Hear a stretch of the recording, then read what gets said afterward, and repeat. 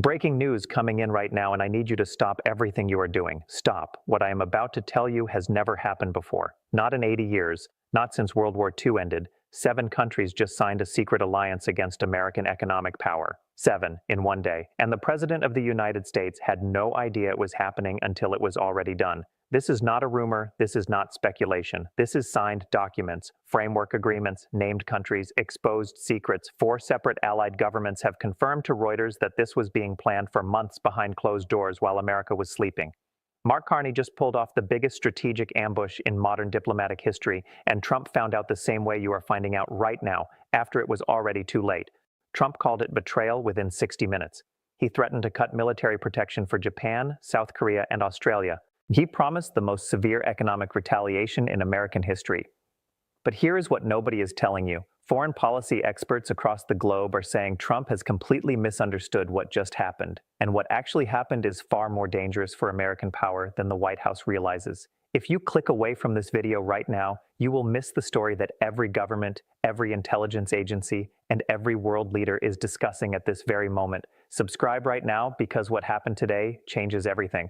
So let me walk you through exactly what just happened. On May 5th, 2026, Mark Carney delivered a keynote address at the Asia-Pacific Foundation Summit in Vancouver. The venue was deliberate. Vancouver faces the Pacific. The symbolism was unmistakable from the opening sentence. Carney announced the formal establishment of the Indo-Pacific Democratic Trade and Technology Alliance. This multilateral framework brings together Canada, Japan, South Korea, Australia, the United Kingdom, the Netherlands, and Denmark as founding members. Indonesia and Vietnam have joined as observer nations with a clear path to full membership. Now listen closely, because this alliance framework has 4 pillars, and each one directly responds to something the Trump administration has done to Canada over the past 5 months. The first pillar establishes mutual preferential market access among member nations, covering agricultural products, manufactured goods, and digital services. This is designed specifically to reduce each member's dependency on any single bilateral trade relationship. The second pillar creates a joint critical mineral supply chain compact. This pools Canadian, Australian, and Indonesian mineral resources with Japanese and South Korean processing technology and European manufacturing expertise. The result is an integrated critical mineral supply chain that does not depend on American market access or American regulatory approval at any stage of the production process. The third pillar establishes a digital sovereignty cooperation framework. This coordinates member nations' approaches to platform regulation, data governance, and technology infrastructure in ways that present a unified allied position against unilateral American pressure. The fourth pillar creates a defense technology and intelligence cooperation framework. This builds on existing Five Eyes and bilateral defense relationships to create additional coordination channels that operate independently of American joint planning structures. Do you see what Carney has done here? Every single pillar is a direct structural response to a specific pressure instrument the Trump administration deployed against Canada. The market access pillar addresses tariff escalation. The Critical Minerals Compact addresses the Export Sovereignty Directive. The Digital Sovereignty Framework addresses the technology call-out. The Defense Cooperation Framework addresses the military pact suspension and NORAD funding dispute. Carney has not just built an alliance, he has built an alliance architecturally designed to neutralize every tool in the American economic coercion toolkit simultaneously. And here is what really makes this extraordinary. When 7 nations sign founding framework documents at a single summit and 2 more join as observers, all before Washington received advanced notice, you know the preparation has been running deep for months. Sources inside 4 separate allied governments told Reuters this framework had been in development long before the confrontation with Washington gave Canada the political momentum to announce it. Let me give you the full picture of what had been building.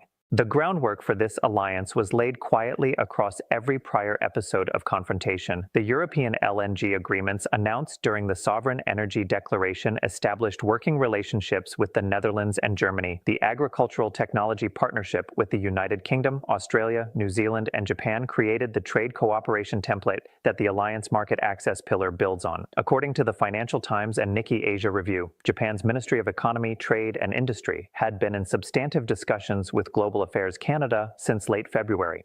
They were specifically discussing a critical mineral supply chain arrangement that would reduce Japan's dependency on Chinese rare earth processing while simultaneously reducing Canada's dependency on American market access.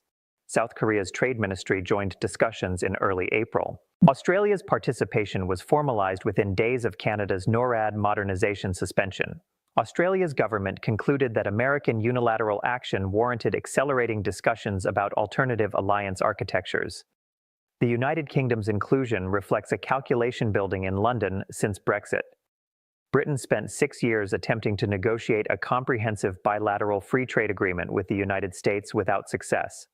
Canada's alliance offered Britain a multilateral trade architecture with familiar treaty partners where American market access was not a prerequisite for participation. Smash that like button right now, because understanding why each member nation joined this alliance is the key to understanding why Trump's betrayal accusation completely misses the strategic reality. At 10 a.m. on May 5th, Carney took the stage. The room contained trade ministers, finance ministers, and senior diplomatic representatives from all 7 founding member nations. International media, including NHK, BBC, Reuters, Bloomberg, and Al Jazeera, were carrying the feed live. Carney spoke for 32 minutes with the precision of someone who understood this speech would be analyzed in every capital on earth. Canada does not build alliances against anyone, Carney began, his voice carrying settled authority. Canada builds alliances for something, for rules-based trade that respects sovereign regulatory authority, for critical supply chains that do not run through single points of geopolitical vulnerability, for digital cooperation among democracies that share fundamental values about citizen privacy and platform accountability.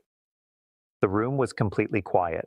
The nations gathered here today, Carney continued, represent over 1.4 billion people, over $22 trillion in combined economic output, and a collective commitment to the principle that democratic sovereignty in the 21st century requires structural independence as well as formal alliance. He paused for exactly 3 seconds. The Indo-Pacific Democratic Trade and Technology Alliance is open to every democracy that shares these values. Its door remains open, including to the United States. Drop a comment right now with your reaction to that last line, including to the United States. I read every single one. What happened in the 60 minutes following Carney's address was immediate, global, and financial. The Japanese yen strengthened against the dollar. Australian mining stocks surged on the critical minerals compact announcement, with major lithium and cobalt producers gaining between 4 and 7%. The Canadian dollar hit its strongest level against the US dollar since the confrontation began in February. South Korean technology manufacturing stocks moved positively on the digital sovereignty framework announcement. In London, British trade policy analysts described founding membership as one of the most strategically significant British trade decisions since Brexit. The Critical Minerals Compact produced the most immediate market reaction. This compact creates an integrated supply chain covering lithium, cobalt, nickel, copper, and rare earth elements. It combines Canadian and Australian mining output, Indonesian nickel reserves, Japanese and South Korean processing technology, and European manufacturing demand. This supply chain covers significant global critical minerals demand for electric vehicle batteries, advanced semiconductor manufacturing, and defense systems production. Subscribe immediately, because Trump's reaction reveals a misunderstanding of allied dynamics that foreign policy veterans described as the most consequential analytical failure of this entire confrontation. Trump's response came at 1:18 p.m. A Truth Social post longer than usual, angrier than usual, and more specific in accusations. Trump called the alliance a deliberate act of betrayal against the United States. He accused Carney of working with foreign governments to undermine American economic power. He described Japan, South Korea, and Australia as nations that depended on American military protection and had just stabbed America in the back. He threatened to review American defense commitments to every nation that signed the founding framework. He promised new and severe tariffs on all alliance member nations. He demanded Canada withdraw immediately or face the most comprehensive economic consequences in the history of American trade policy. Let me examine the betrayal accusation, because it is analytically important. Trump's accusation assumes that allied nations building multilateral trade frameworks with each other constitutes hostility toward the United States. But Japan, South Korea, Australia, the United Kingdom, and the European nations are all American treaty allies. They all have existing bilateral and multilateral trade agreements with the United States. None of the alliance founding framework documents contain any provision restricting member nations' trade with the United States. None require member nations to reduce American security cooperation below existing treaty commitments. The alliance does not direct members away from the United States. It provides members with additional options that reduce the leverage any single bilateral relationship can exercise over their sovereign policy decisions. That is not betrayal. That is alliance building. It is what the United States has been doing since 1945. It is what NATO is. It is what the Five Eyes Partnership is. It is what the Quad is. Slam that like button right now, because this analysis explains not just today's confrontation, but the entire trajectory of how American alliance management produced this outcome. Foreign policy experts are describing Carney's alliance as the most significant Canadian strategic initiative since NATO founding membership in 1949. Roland Paris, professor of international affairs at the University of Ottawa, told CBC that what Carney has built is a democratic trade and technology coalition that will exist long after this specific confrontation is resolved. Sheila Smith, senior fellow for Japan studies at the Council on Foreign Relations, told Bloomberg that Japan's decision reflects calculations building in Tokyo for 2 years. Japan watched American unilateral trade actions with increasing concern since the first Trump administration, quietly diversifying trade relationships since 2019, waiting for a credible multilateral framework from a trusted democratic partner. Canada's alliance was exactly that framework. The threat to review American defense commitments contained in Trump's response is what foreign policy analysts described as most dangerous and most revealing.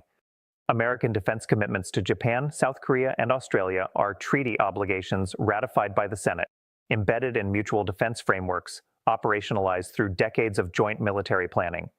Threatening to review them through a social media post is not a credible deterrent. It signals to every American ally that defense commitments are transactional rather than principled, conditional rather than reliable.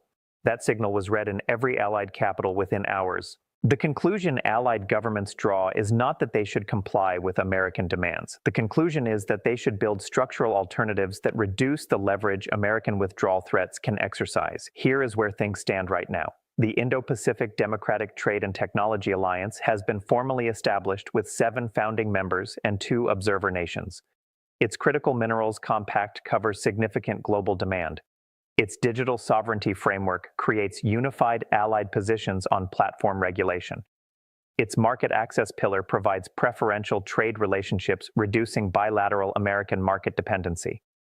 Trump has accused Canada of betrayal and threatened defense commitment reviews. No founding member has withdrawn. No founding member has indicated it will withdraw. The Canadian dollar is stronger. Japanese and Australian resource stocks are higher. Keep close watch on how Japan, South Korea, and Australia respond publicly to Trump's defense commitment review threat. Their responses will reveal whether the threat produced fear or resolve.